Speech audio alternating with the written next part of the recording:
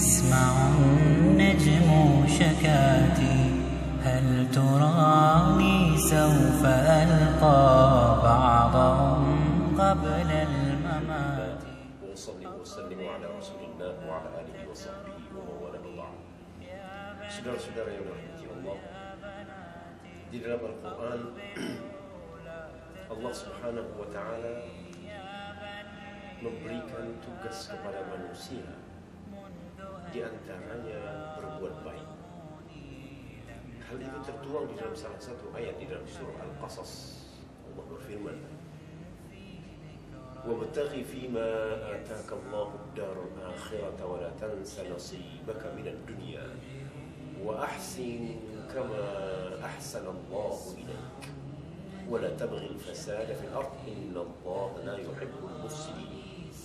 Artinya, carilah apa yang Allah berikan kepadamu berupa kebahagiaan negeri akhirat, dan jangan engkau lupakan dirimu, dan jangan engkau lupakan bagianmu di dunia, dan berbuat baiklah sebagaimana Allah telah berbuat baik kepadamu, dan jangan engkau berbuat kerusakan di muka bumi, sesungguhnya Allah tidak menyukai perbuatan orang-orang yang merusak. Lalu dalam ayat tersebut tadi tertuang salah satu tugas atau misi manusia berbuat baik, di mana Allah berfirman tadi, wa ahsin kama ahsanallahu ilaik. Berbuat baiklah. Artinya kita diperintahkan oleh Allah di dunia ini menjalankan misi kebaikan, sebuah misi yang luar biasa, atau di dalam bahasa orang lain misi kemanusiaan. Itu adalah bagian daripada misi kebaikan. Tetapi tidak hanya sekedar misi kemanusiaan, tetapi misi kebaikan, berbuat baik, menebarkan perbuatan baik. Apa saja yang dipandang oleh manusia sebagai perbuatan baik, terpuji, di sana ada anjuran Islam. Tidak pandang bulu.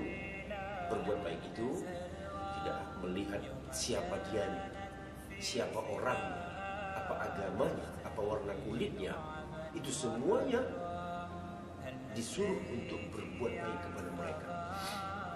Bahkan kalau kita fikir-fikir, yang namanya berbuat baik ini melampaui batas manusia. Artinya kepada makhluk lain pun di sekitar kita, kita harus berbuat baik. Akan tetapi utamanya yang pertama sekali adalah bagaimana berbuat baik kepada manusia. Hal itu dijabarkan juga oleh beberapa hadis Nabi tentang perbuatan ihsan.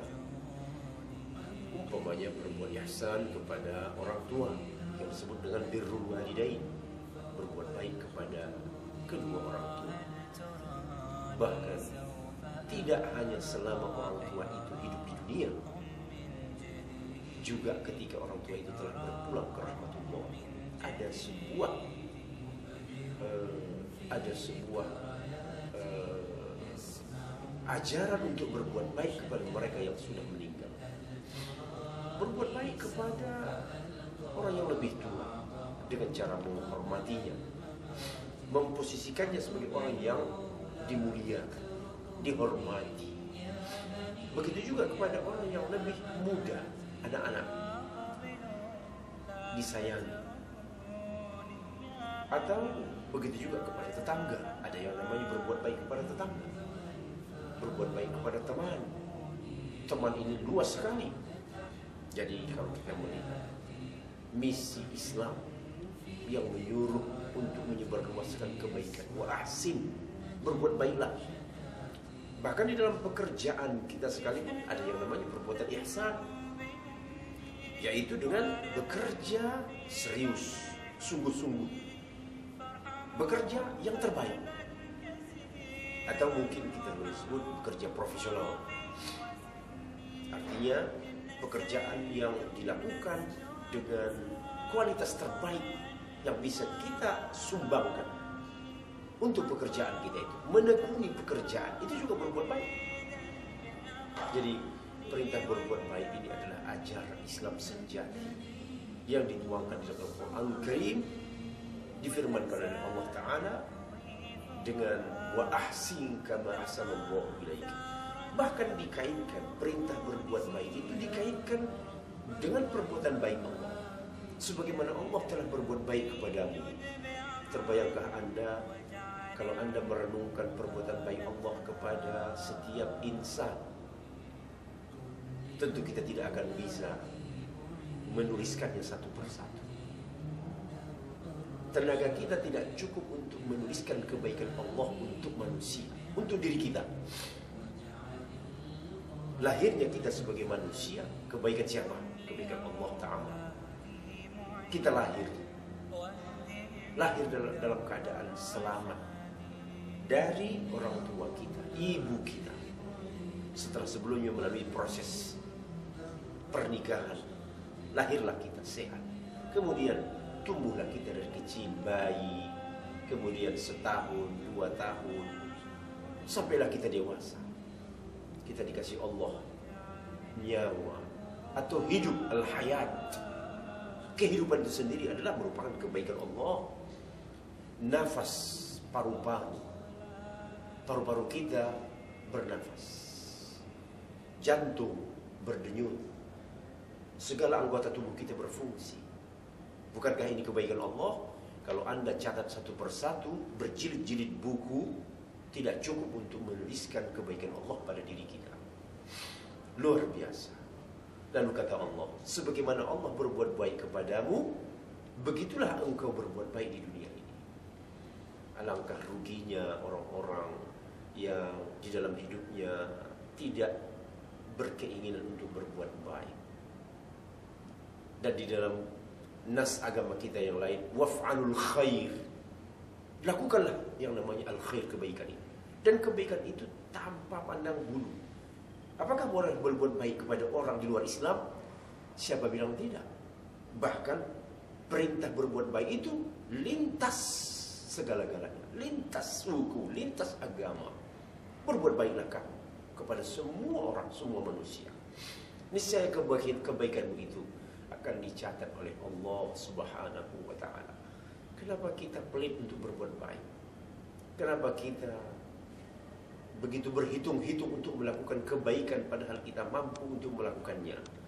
Tentu yang menghalangi untuk berbuat baik ini adalah barangkali yang disebut dengan hawa nafsu atau bisikan syaitan. Untuk apa engkau berbuat baik? Bukankah kebaikan itu cukup untuk dirimu sendiri?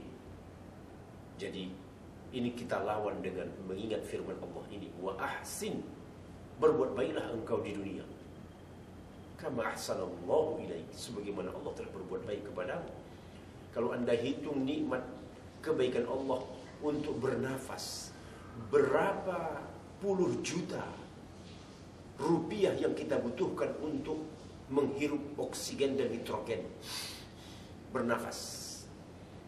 Kalau Anda hitung berapa harga kesehatan mata, berapa harga kesehatan jantung, ginjal, dan tulang-tulang, urat, saraf. Orang-orang yang sakit baru merasakan betapa nikmat Allah yang didapatkannya berupa kesehatan. Lalu kesehatan dan nikmat-nikmat yang lain itu adalah merupakan kebaikan Allah Ta'ala. Sebagaimana Allah berbuat baik kepadamu, maka berbuat baiklah engkau kepada sesama makhluknya. Mudah-mudahan sentuhan ayat ini membekas di dalam kalbu kita. Wassalamualaikum warahmatullahi wabarakatuh. في ذكرياتي يسمع النجم شكاتي هل تراني سوف ألقى بعضهم قبل الممات